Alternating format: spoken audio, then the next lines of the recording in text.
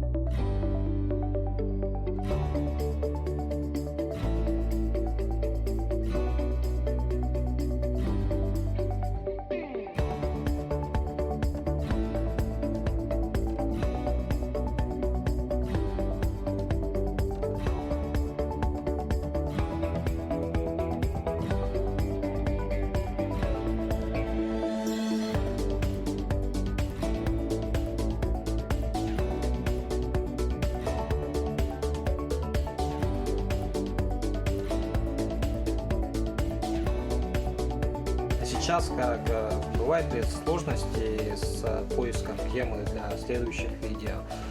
Ломаешь ли голову вообще, вот, что показать, да как подать? Ну, вообще нет, если честно. У нас тут все интересно. Куда бы ты ни наступил, куда бы ты ни посмотрел, везде все интересно. Есть моменты и рыбалок, ну, в наших зимних условиях. Конечно, просмотры больше всего зимой. Это когда вот у нас холода. А еще мне, знаете, что помогло? Еще помогло, что в тот год, когда я начал канал и показал вот этот вот наш невероятный мороз в средней полосе России и в европейской части континента, вот там не было снега вообще. И поэтому я как бы показал снег людям, показал, что такое холод, и вот так вот как-то все. Есть такое понятие, вот, да, как замыленность глаз, да, то, что у тебя вот всегда вот под носом, у тебя всегда на виду, то ты не замечаешь. Вот. Бывают моменты, когда кто-то тебе подсказывает, что вот же интересно, вот, ну, об этом с ним и так далее. Да, бывают моменты, да, такое бывает. Тот же сам Кимпиндяй, Эльгяй, вот эти музеи, в них со школы ездили, но когда я поехал и показал людям, это было очень необычно. А теперь давай расскажем о том, как ты, на что ты снимал первые свои ролики и на что ты сейчас снимаешь. С первых своих роликов я начал снимать видео на телефон. И до сих пор я телефон из рук не выпускаю. Ну, во-первых, телефон в лютые морозы, в лютые холода, ты его держишь в тепле. Ты сам понимаешь, у вас большая камера стоит, так что с аккумуляторами... Да, особо не потаскаешь. Естественно, я снимаю тоже в экстремальных каких-то условиях. И находясь на мотоцикле, на снегоходе, на лодке, и поэтому ты ограничен в этом деле. И телефон очень спасает своей мобильностью, так называется мобильный телефон. Ну и вынужден, естественно, следить за вот этим всем делом, покупать самые последние телефоны. Ну, качество картинки должно быть расти, потому что люди очень чувствуют это. То есть качество картинки должно быть отличным. К сожалению, все 4 года меня костерят за звук, но со звуком я ничего поделать не могу. Петличку не нацепишь, там,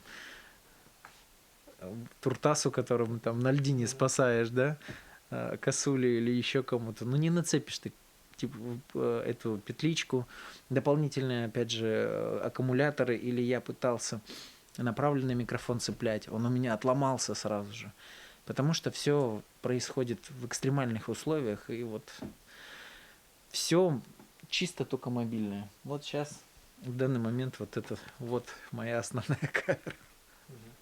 Ну и вспомогательные. Давай, кстати, покажем твой арсенал, что у тебя есть, вот дроны, там, экшн камеры и так далее. Что у тебя есть?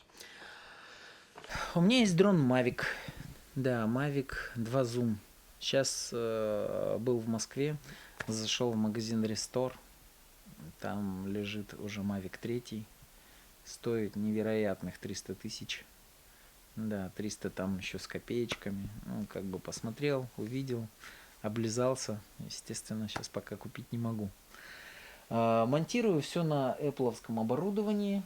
Так, это все, это вот надо свернуть. Да, на Apple-овском оборудовании. Компьютер, планшет.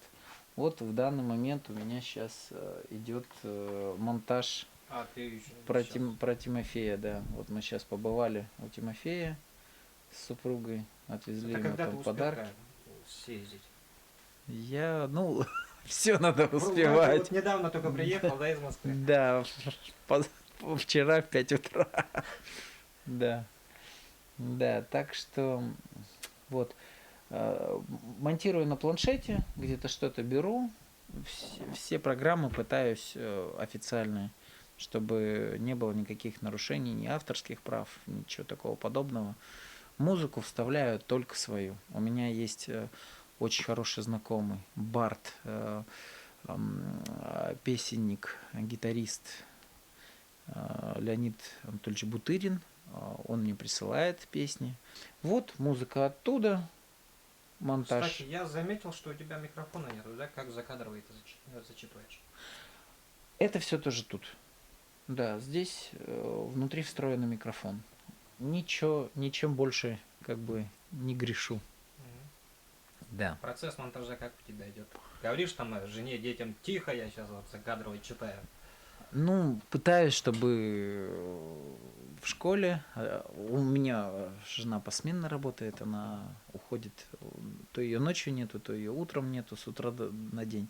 Ну, бывает тихо, да. Но иногда, конечно, когда не успевают, да, можно там, конечно, ну, все уже понимают, что я занимаюсь делами, так что это вот мое пространство. Я вот у тебя заметил вот серебряную кнопку, да, вот когда ты получил, когда на тебя подписалось 100 тысяч человек, и Да. какие-то цели перед собой ставишь, чтобы расширить аудиторию, какой-то определенной цифры. У тебя сейчас, по-моему, более 300 тысяч подписчиков. Да, 375 тысяч. Знаю каждого в лицо практически. Ну, конечно, бы хотелось 1 000 000. Сначала была такая как бы заветная мечта населения Нюрбы. Потом, ну, как бы, чтобы у меня было население 9 тысяч я хотел. Затем население Нюрбинского района 25 тысяч я хотел. Сейчас, так как у нас 800-900 тысяч в Республике Якутия, сейчас мне хочется эту цифру преодолеть. Да, так что вот так. Ну, естественно, золотая кнопка было бы неплохо для Нюрбы. А сейчас есть молодые ребята, которые тоже хотят вот стать блогерами и так далее, выкладывать какие-то видео. Чтобы ты смог посоветовать им, с чего начинать, допустим, опять-таки у каждого сейчас телефон, да, вот с чего можно начать, как искать контент, допустим. Ну, все вы видели и смотрите прекрасно YouTube, и TikTok, и Instagram, все вот эти платформы. Ну, конечно, из них, из всех, именно YouTube это сложнейшая платформа, очень такая тяжелая. В ней есть авторские права, допустим, если на ТикТоке можно или в Инстаграм можно там песня, не песня, все это дело лепить, клеить, воровать чужие видео, то с Ютубом такая штука не прокатит. То есть это очень-очень серьезно. И именно на Ютубе надо выдумать что-то свое или снимать что-то свое, сугубо свое, и снимать, выкладывать именно свои материалы. И не стоит залезать в трэш-контент. То есть не надо там каких-то кульбитов, сальт, лезть под машины или что-то там срываться откуда-то, сделать какое-то что-то экстремальное. Этого не стоит. Ну, я повторюсь, я прочитал обычную историю о якутском Маугли, и эта история набрала практически 1 миллион. Тоже, помнишь ты или нет, позапрошлым летом мы с тобой практически в один момент снимали пожары. Да. И там просто-напросто я снял часть коптером пожаров. И все. Это как бы послужило, я не знаю, катализатором, не знаю чем, и видео завирусилось. И дело в том, что не стоит там ничего там как бы рвать, метать, там что-то там делать, исполнять какую-нибудь жесть, какую-нибудь дребедень. Люди, которые тебя смотрят, они обычные, простые. Они насмотрелись в голливудских блокбастерах, как там машины переворачиваются, как там все это дело происходит. Ну так этого все равно полно сейчас. Куча компьютерной графики существует, там все. А если ты, допустим, обычную можешь историю пересказать, или там еще один такой могу лайфхак сказать, есть литературные газеты старинные, в которых пишут очень интересные как бы статьи, простые люди о, допустим, своих там каких-то приключениях, походах и так далее. Кстати, литературные газеты — это тот же YouTube-канал, только тех времен, да? Тех времен, да.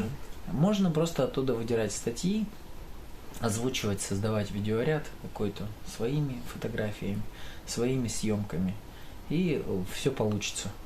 То есть молодым людям я советую именно изобрести что-то свое, не портящее никому настроение, это такое как обсуждение там каких-то звезд и так далее и тому подобное, а именно свое, можно в контексте старины, как я сделал, либо про Великую Отечественную войну, или про что угодно, про самолеты.